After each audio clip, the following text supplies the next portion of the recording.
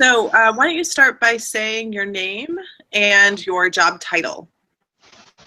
My name is Cori Sheedy, Dr. Cori Sheedy. I am a senior associate at Abt Associates. And what is your educational and experience background? What credentials are typically required for positions like yours? So I've been at Abt. I think it would help to give a little background on my trajectory. I've been at Abt for give or take 14 years. I started as a research assistant in one of our offices in 2001, and it is now 2014. 15. So I stayed at the company for a couple of years, and then I went to get my master's and do my PhD coursework. And then I came back to the company in 2005 at the senior analyst level. So over the last 14 years, I have moved up in positions as well as acquired additional skills, educational skills, as well as expertise in this field. And what degree did you get? I don't know if you mentioned the specialty that you were in. So it's a PhD in philosophy, but that is typical for the social policy field. So I went to the Heller School for Social Policy and Management at Brandeis University, and their degree it's in social policy, particularly in behavioral health, but the terminal degree is the PhD in philosophy. Okay. Enough. All right. And why did you choose to go into the behavioral health field?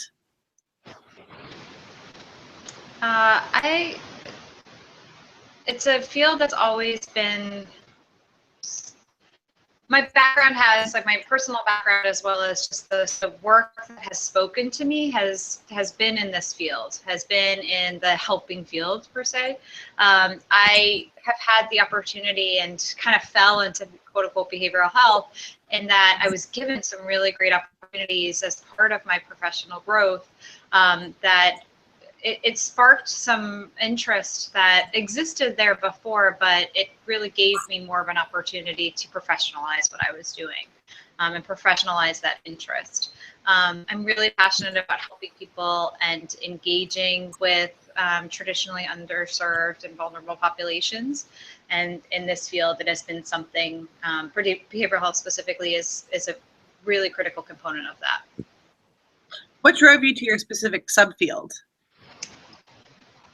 Again, I fell. It was an opportunity that happened and came to me. And the subfield that I am in, which is substance use, really, and then further along in the youth spectrum, and for treatment, prevention, treatment, and recovery, I know how vulnerable this population is, and I have young kids myself, and I know that in a few short years, they're going to have the opportunity, good and bad, to be faced with talking or perhaps faced with others that may be using or maybe misusing substances, and giving them the tools to appropriately talk about it to themselves, to their peer groups, as well as give adults and parents the opportunity and the tools that they need to talk to their kids. So really, it's been an interest. And I've had, again, the fortunate opportunity to be able to parlay an interest of mine and a passion of mine into the professional space that I work in.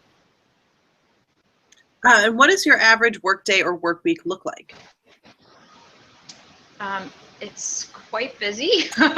I have a little different role in the sense that, or a little different placement in that I telecommute from my house. So in that sense, there's positives and negatives. It's an extremely flexible opportunity. However, you don't ever leave. You don't ever leave your work life. So I officially start at 7:30 and I work till around 5. But given the field that I'm in and given the activities that are typically passing my desk, it doesn't really start or end, so to speak. Thank you. What sorts of people do you work with? Who are your coworkers? Who are clients or other people you might be interacting with? What are partnering agencies? That kind of thing. I have the people that I work with and for are amazing. And I just have to underscore that. I am very fortunate. I have an amazing cadre of colleagues and peers and people that I work with and for. And really that makes my job so much easier. I mean, as stressful as it might be, and as the to-do list never gets shorter, the people that I work with are great. So, I mean, internal to the company, internal to Abt, I work with a range of individuals, some right out of college and some that are at the, throughout that entire spectrum, as well as some that are at later stages of their careers. Different backgrounds and different experiences that they have, and that value that that they bring, and the opportunities that they bring to the perspectives are amazing. On the client side, I have a variety of clients. I have public and private foundations. I have the public government, federal government, state government, and collaborators or similar companies to mine. They're individuals in the field. They're I have to say, like, the people make the work, right? And particularly in the work that I do, I appreciate and value just this diversity of individuals that I'm able to work with and for. And then I do a lot of volunteer work in the state of New Hampshire, and the being on the ground is something that I can't understate the importance of having that perspective and bringing that perspective to the other work that we get and do. So again, it's the value of the diverse perspectives across that make it really valuable for me.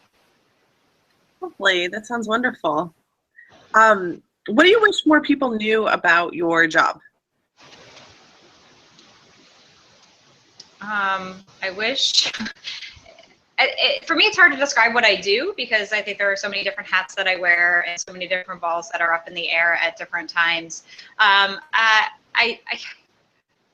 I think we put a lot of thought and a lot of direct understanding, and we think really strategically about every single thing that we do. And it's not,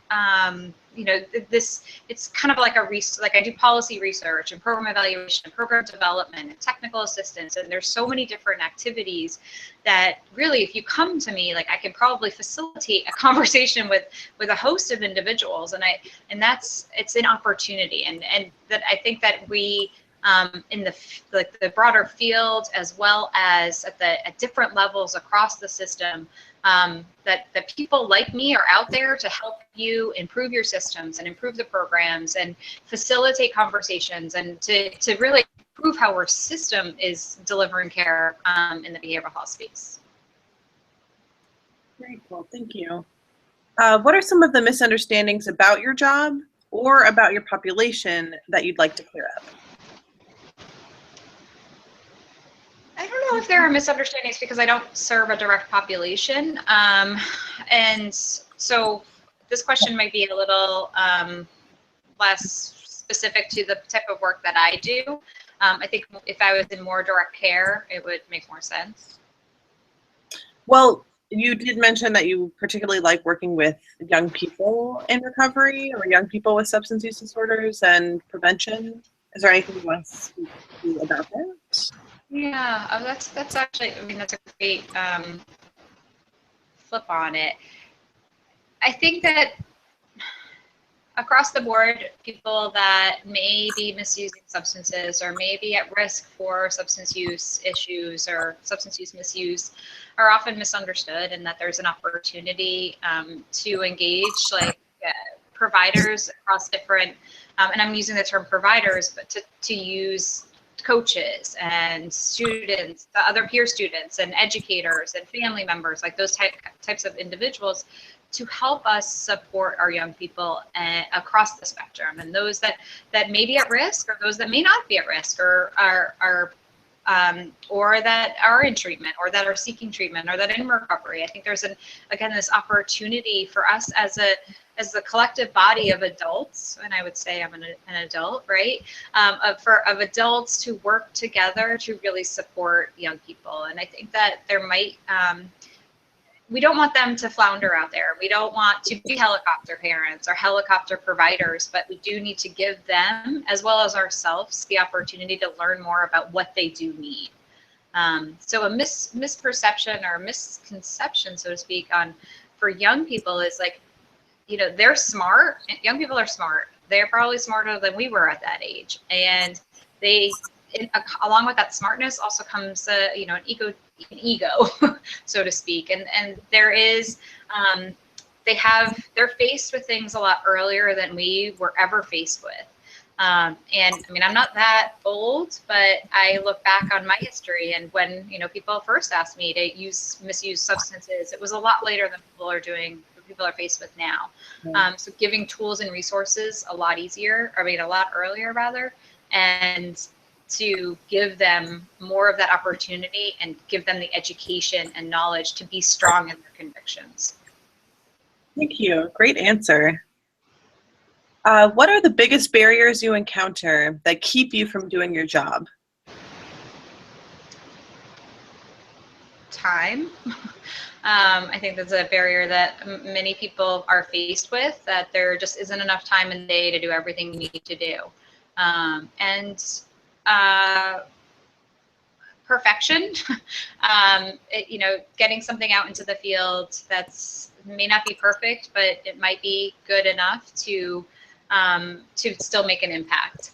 And as somebody that has really high expectations of herself and as of her colleagues and peers, I think this is probably the biggest things. Like, we, you know, don't stop something or don't not do something because it's not the right time. There's always a right time.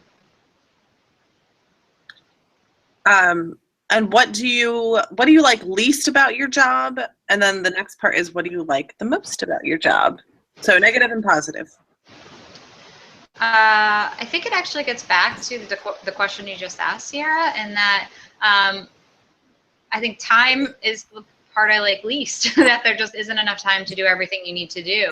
And there's such an opportunity to make such an impact on the services that are being delivered and the programs that exist to help individuals in the behavioral health space. And there just isn't enough time to get those out there. And so maybe I'll step back and say, actually, like, the time from somebody implementing something to the program being evaluated and saying like that this program is actually effective, and then that program, how that gets further disseminated and taken up by other communities, like that lag of time, or that lag of from research to practice, is probably the piece that I like least.